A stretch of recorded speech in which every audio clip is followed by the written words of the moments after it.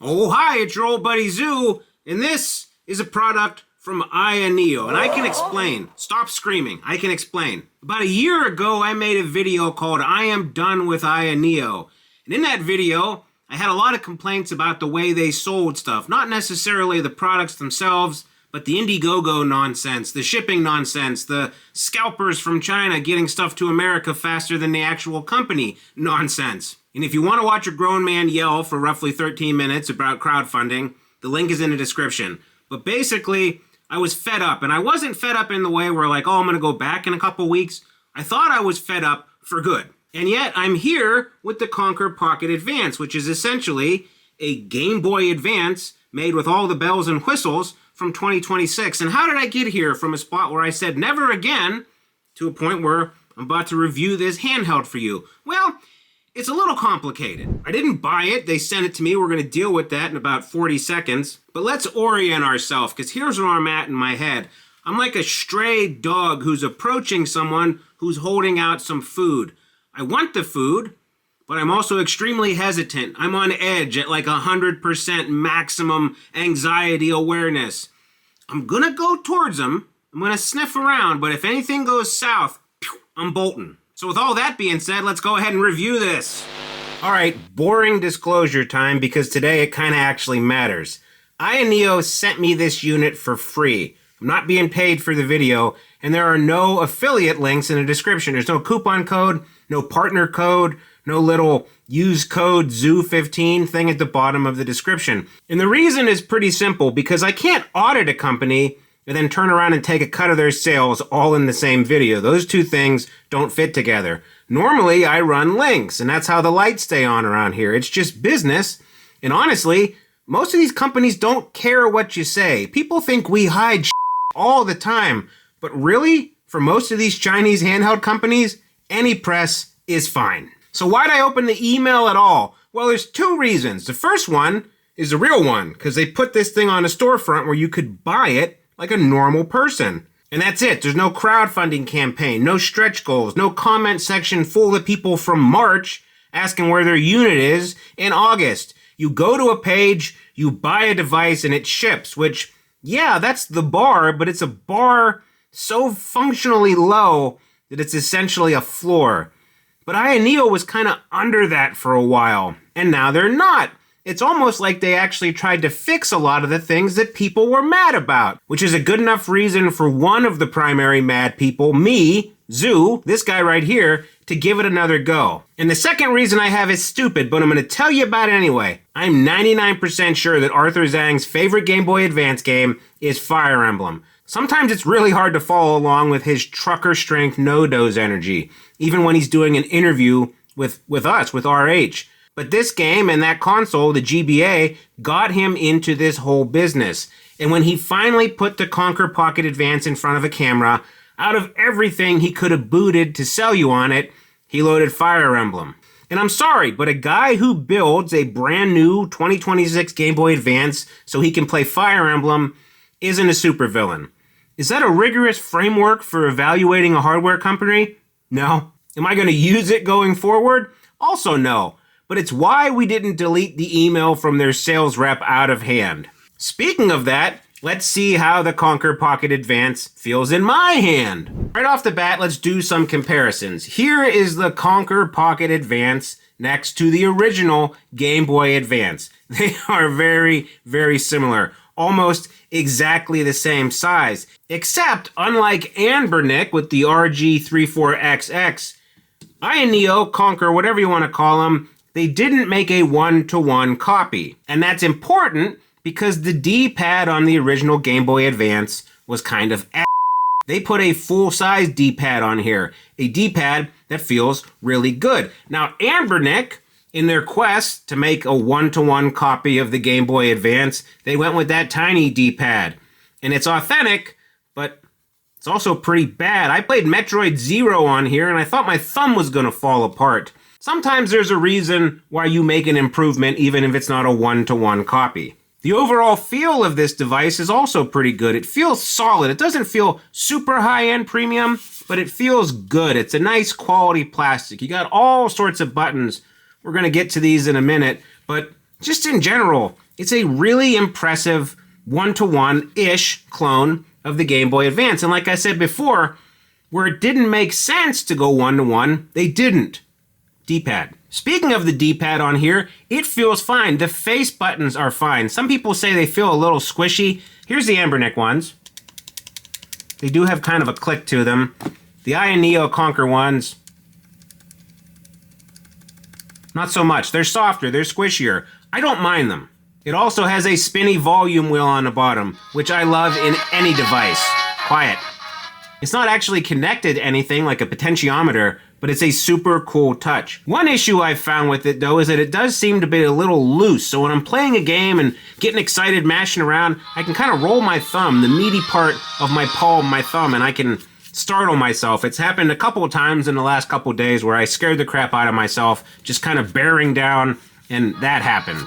It's also taken me a while to get used to all the buttons on top. These shoulder buttons are massive. You can't miss them. But the L2 and the R2, they're real tiny, and R2 is right next to the power button. You also have this button, which opens up your quick menu, and then you have LC back here, which is Alt-Tab, and then RC takes you back to ISpace, which I don't like. That's why I installed a front end. And again, to beat a dead horse, when you compare this to the original Game Boy Advance, it's almost exactly the same machine that you remember. It's 151 millimeters long against the real thing's 144, and it's actually a little bit thinner than the original was, which I didn't really expect.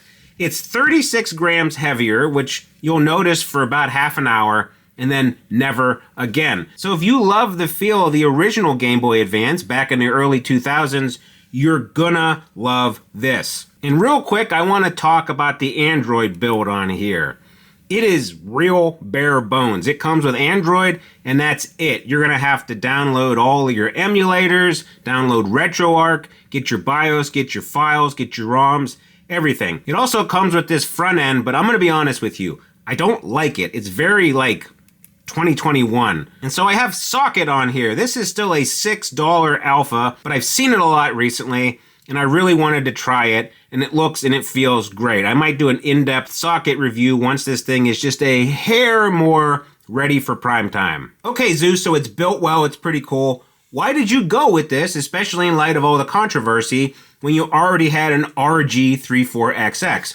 Well, there's two main things that got me, and the main thing, I guess, isn't on the spec sheet because it's the price. In 2024, the Pocket Micro costs roughly between $180 and $250 if you want the good colors. Then the Micro 2 showed up this summer at $239, $279 for the better one, $309 if you wanted the purple, and all of that before shipping. The Pocket Micro is one of the nicest handhelds I've ever had, but I never really understood who it was for. It's a Game Boy Micro tribute. It's the size of a deck of cards, and they put analog sticks on it. So you got this tiny little thing shaped for Game Boy Advance games, but priced for something like you'd use on PlayStation 2 in a shape that's really bad for anything but Game Boy Advance games.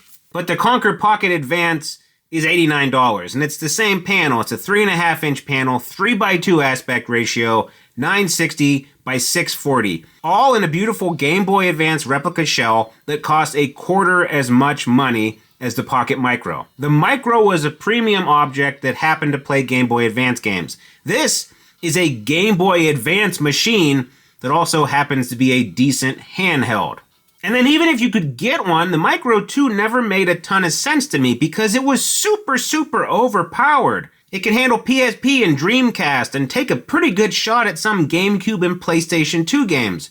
But I don't need that much power to play Sacred Stones or Advance Wars. It's $150 of headroom I was never going to touch, so it's a waste. And if $89 is still too much, then go ahead, grab an RG34XX or the RGSP. But if you want a premium Game Boy Advance experience with Android and with power to spare, this is the first time all of that has cost $89 instead of like $240. All right, so that's all good news. It's a good device. The price is good. And so prima facie, a lot of the stuff I was worried about is fixed.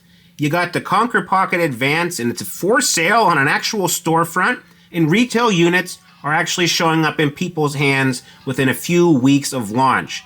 An amazing turnaround for AYANEO, right? Well, yes and no. It's 3 or 4 steps forward and 1 back because they had 4 colorways in 12 days. They can't stop doing those live streams. You had coral orange and navy blue, and then the retro DMG showed up at launch, and a 3 gig version of it I think was already sold out during the live stream where they announced it.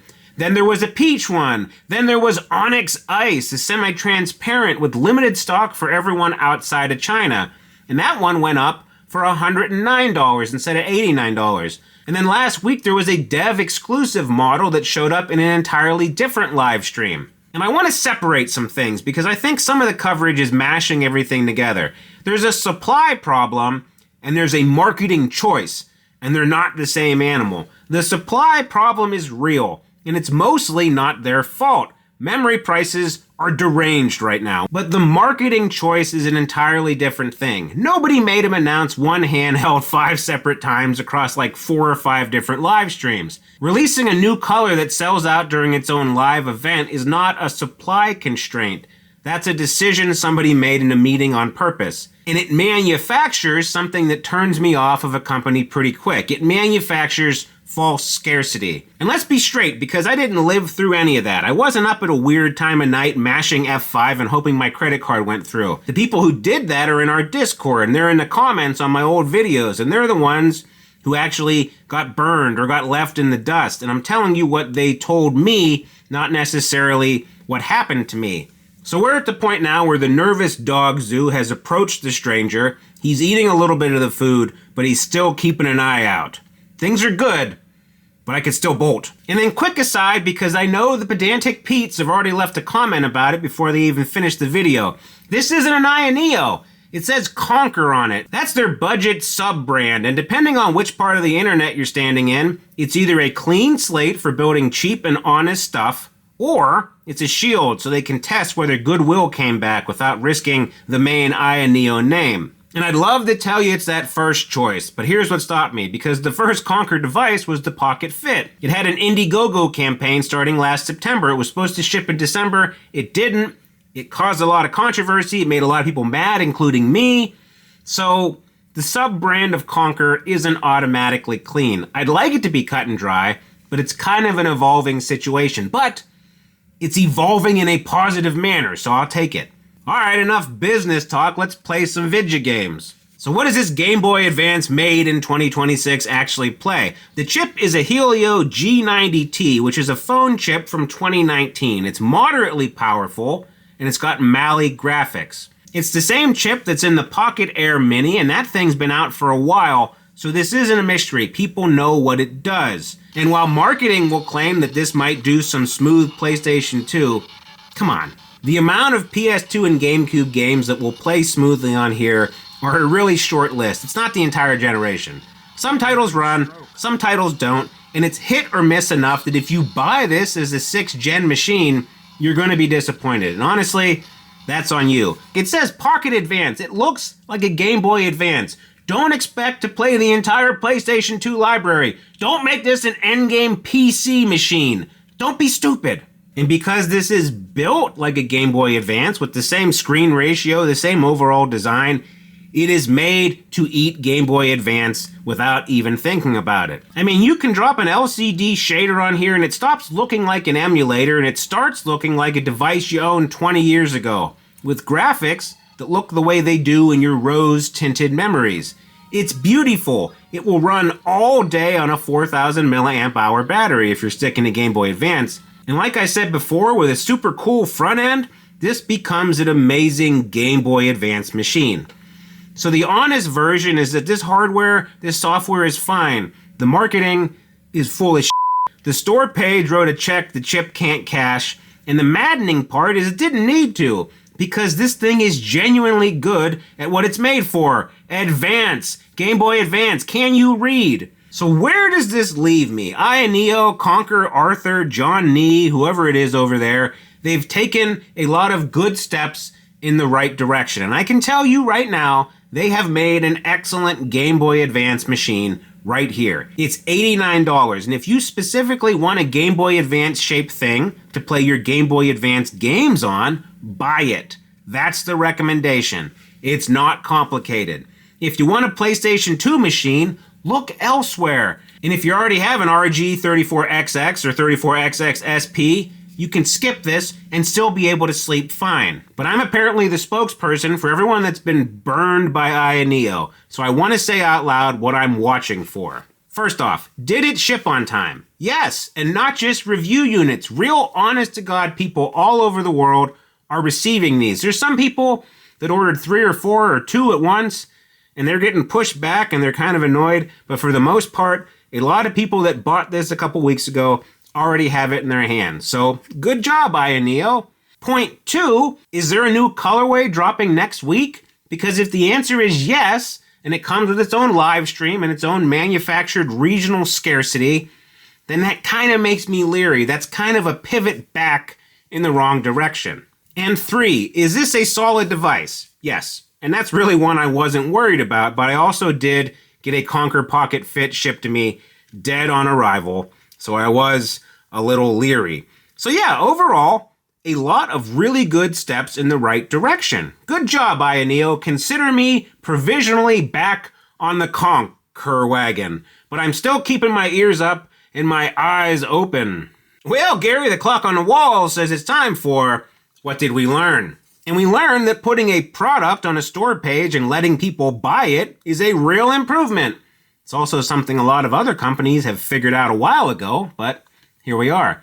We learned that a supply problem and a marketing decision are two different animals, and you're allowed to forgive one and kind of stay mad about the other one. And we learned that Gary is convinced that KONKR is a completely separate company with no relationship to AYANEO, and that the two of them are locked in bitter litigation. He says that he has personally appointed himself to broker the peace. He's got letterhead. He's not a lawyer, but he knows how to go to FedEx Kinko's, and he's drafted terms. If you came to terms with any of that, please like and subscribe and hit the bell and hype and all that jazz. You know how it works. It helps a lot, and we're getting really, really close to 100K. I need that plaque on my wall, and you, random viewer who hasn't subscribed yet, you can help me on this quest. Won't you? And while you're helping, tell me in the comments the Game Boy Advance games you'd put on this. And not just Golden Sun. If you say Golden Sun, I'm going to assume you got it off a list. I want like Ninja 5.0. I want somebody down there defending Drill Dozer like it's their own child.